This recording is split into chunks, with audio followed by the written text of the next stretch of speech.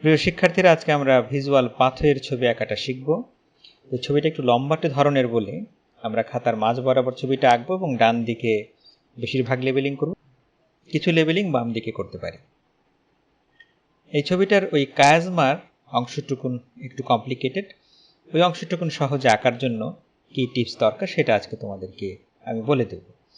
তোমরা নিশ্চয়ই ইংরেজিতে এক্স লিখতে পারো, তো চলো আমরা একটা এক্স লিখে ফেলি বা এঁকে ফেলি। কেমন? এখন এই এক্স এর উপরের দুই মাথা থেকে একটু সামনের দিকে আগিয়ে দেব, হ্যাঁ, ডান পাশ বাম পাশ দুই পাশ থেকেই। আবার নিচের দিকেও এখান থেকে একটু নিচের দিকে টেনে নামিয়ে নিয়ে আসব, বাম পাশ ডান পাশ দুই পাশেই। এখন কি করবে? এই যে উপরের অংশটুকু, এইখানে একটা ইউ আঁকতে হবে তোমাকে। কেমন? হ্যাঁ, যেরকম করে একটা ইউ আঁকতে হবে। আবার নিচের দিকেও, হ্যাঁ, যাতে মন খারাপ না করে এই জন্য ওখানেও একটা উল্টা করে ইউ এঁকে দিলাম। কেমন? এবং দুই পাশে একটু টানেলের মতো করে দিলাম, যাতে বোঝা যায় যে ওখান দিয়ে কিছু একটা বাইরে বের হয়ে আসবে।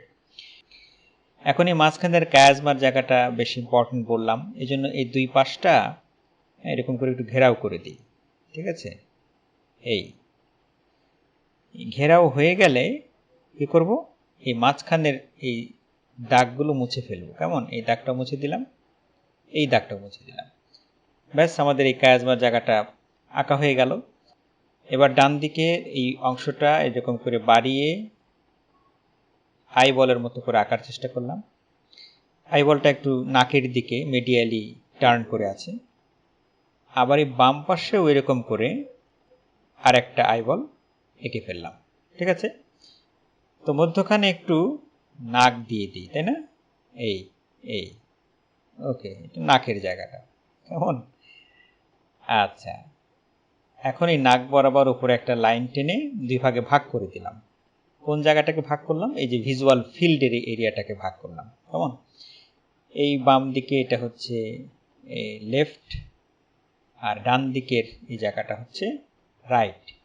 ওকে, এখন এই লেফট সাইডে এই নাকের কাছাকাছি যে ভিজুয়াল ফিল্ডের এরিয়া, এটাকে বলা হচ্ছে নেজাল ফিল্ড। কেমন?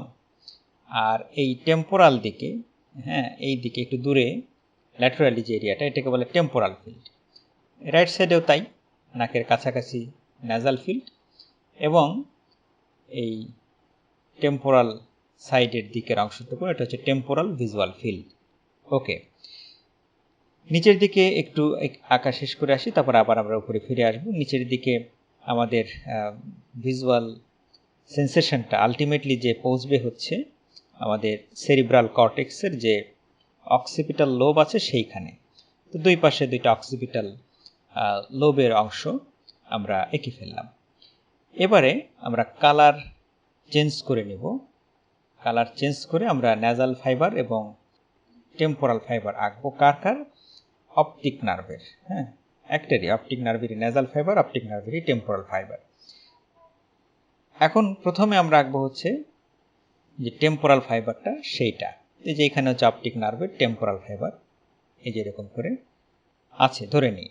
এখন এই টেম্পোরাল ফাইবারটা কোন ফিল্ড থেকে ইনফরমেশন সে গ্যাদার করবে বা ক্যারি করবে? এই যে এই নেজাল ফিল্ড থেকে আসা ইনফরমেশনটাকে সে নেবে। কেমন? তো ঠিক আছে, ভালো কথা। এই টেম্পোরাল ফাইবারটা এটাকে এই কিনার ধরে টান দিয়ে কায়াজমা পার করে, হ্যাঁ, সেম সাইড দিয়েই সে অপটিক ট্র্যাক্ট হয়ে বের হয়ে আসলো, বাইরে চলে আসলো। কোথায় চলে আসলো? সে চলে এসেছে হচ্ছে যেরকম একটা জায়গা যেটাকে বলে ল্যাটারাল জেনিকুলেট বডি। এটা কোথায় থাকে? এটা হচ্ছে থ্যালামাসে থাকে। হ্যাঁ, এখানে এসে সে সিনাপস করবে অন্য আরেকটা নিউরনের সাথে। সেই নিউরনটা তার ইনফরমেশন পৌঁছে দেবে কোথায়? ভিজুয়াল এরিয়াতে। ডান সাইডেও একই কথা, ডান সাইডের টেম্পোরাল ফাইবার অপটিক নার্ভের, সেটা এটা, এবং সেটা ইনফরমেশন নেবে কোথা থেকে? নেজাল ফিল্ড থেকে। কেমন? রাইট সাইডে। তারপরে রাইট সাইডে টেম্পোরাল ফাইবারটাও এরকম করে কায়াজমার অংশটাতে এসে ওখানে সেম সাইডেই থাকবে এবং অপটিক ট্র্যাক্ট হয়ে বের হয়ে আসবে। বের হয়ে সে সিনাপস করবে কোথায়? থ্যালামাসের যে ল্যাটারাল জেনিকুলেট বডি, সেইখানে এসে সে সিনাপস করবে অন্য আরেকটা নিউরনের সাথে। তো সেই নিউরনটা তারপরে এই ইনফরমেশনটা কোথায় পৌঁছে দেবে? রাইট সাইডের যে অক্সিপিটাল লোবের ভিজুয়াল এরিয়া আছে সেইখানে। এখন টেম্পোরাল ফাইবারের মামলা তো শেষ হলো, এখন ন্যাজাল ফাইবারটা কেমন করে ক্যারি করবে সেটা একটু দেখি, কোন ফিল্ডের ইনফরমেশন ক্যারি করবে। এই হচ্ছে ন্যাজাল ফাইবার অপটিক নার্ভে, কেমন, সেটা এই টেম্পোরাল ফিল্ড থেকে আসা ইনফরমেশন সেগুলো সে ক্যারি করবে।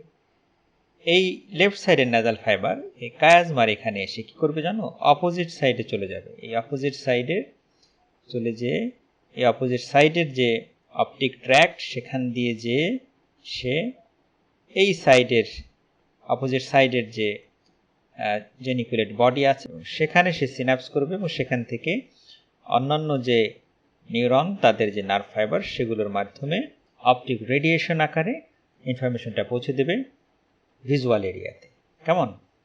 আচ্ছা, রাইট সাইডে কি হবে, এখানেও একই ঘটনা ঘটবে। এই হচ্ছে ন্যাজাল ফাইবার অপটিক নার্ভের, সেই টেম্পোরাল ফিল্ড থেকে আসা ইনফরমেশনকে সে ক্যারি করবে এবং এই কায়াজমার এখানে এসে অপোজিট সাইডে সে চলে যাবে, রাইট থেকে লেফটে চলে আসবে। এই লেফট ট্র্যাক্ট হয়ে অপটিক ট্র্যাক্ট হয়ে সে এসে এই লেফট সাইডের যে ল্যাটারাল জেনিকুলেট বডি সেখানে এসে সিনাপস করবে, কেমন।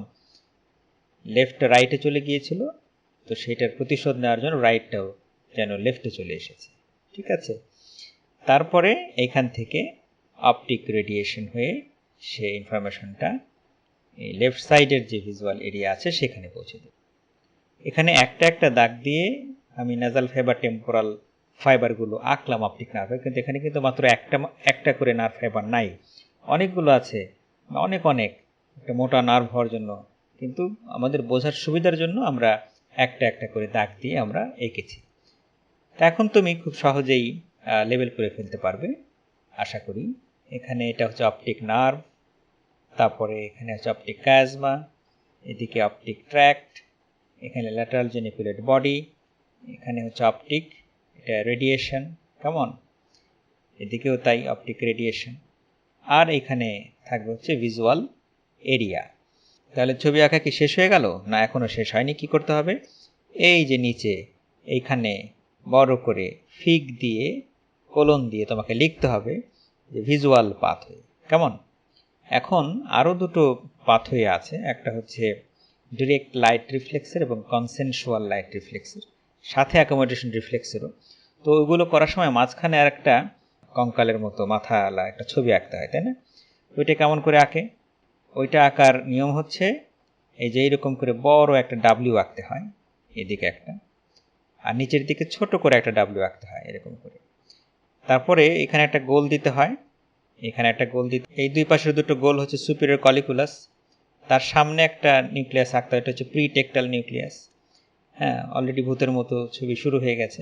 মধ্যখানের এইখানটাতে ওই যে স্পাইনাল ক্যানালটা থাকে না, সেইটা, তার সামনেই এদিকে তোমাকে আরও দুটো গোল দিতে হবে। এরা হচ্ছে অকুলোমোটরের সেই মেইন মোটর নিউক্লিয়াসটা, এবং তার পাশে আরও দুটো তোমাকে নিউক্লিয়াস আঁকতে হবে। এরা হচ্ছে এডিঞ্জার ওয়েস্টফ্যাল নিউক্লিয়াস বা parasympathetic nucleus of the oculomotor nerve. ব্যাস, এই মাঝখানের নিউক্লিয়াসগুলো আঁকা হয়ে গেল। এখন খুব সহজেই ফাইবার এখানে কানেক্ট করে করে তুমি অন্য দুটো রিফ্লেক্সের ছবিও এঁকে ফেলতে পারবে। আশা করি তোমরা বুঝতে পেরেছো। Thank you very much.